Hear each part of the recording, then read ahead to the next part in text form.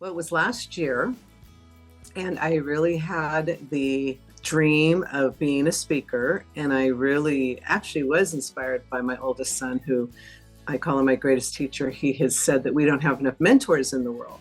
So I've always been moving towards speaking, and that was the reason that I moved towards this.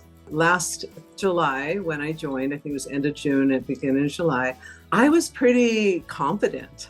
And once I got into the classes, the workshops, one of the instructors, Ilona, the coaches, she came on and said, she just basically said to me, Suzanne, I don't think you're showing up. I don't think you're showing up with your sense of humor. And I see that you have a sense of humor. And I also see that you're just not showing up in the way that I believe you could. And it hit me that, oh, wow, this is a lot harder, because I'm great with people one-on-one, but speaking to a group of people is much different. So that was a time that I went really inward and started to work on, I sing, so I started working on activating my voice and self-confidence. And self-confidence for me usually isn't, I'm pretty confident, but this made me really go deeper. And also there were tears to be felt. There was a lot of feelings that came up with speaking. There's fear in it, the vulnerability, she also said I wasn't being authentic. And so it's been a journey since July, but I feel now that I'm more ready than ever, and the coaches have really helped with that. I think with really, again, going inward, also being studying and practicing my singing.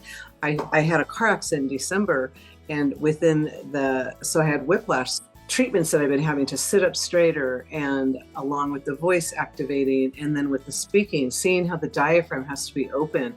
And so it's just been moving towards it, pushing myself and saying, I got this, I can do this. But it really takes a lot of self-talk every day. My favorite part was going to an event, going to a live TEDx with Ilana. She was speaking, and so it was in my area, so I went, and just watching the way that it comes together and seeing the courage in the speakers and the lighting and the stage and being right there was really one of my favorite moments so far. Every so often I meet someone and I just look at them and say, have you ever considered a TEDx talk? Because they don't really know the difference between TED Talks and TEDx. So what I would say to them is they have potential to do it.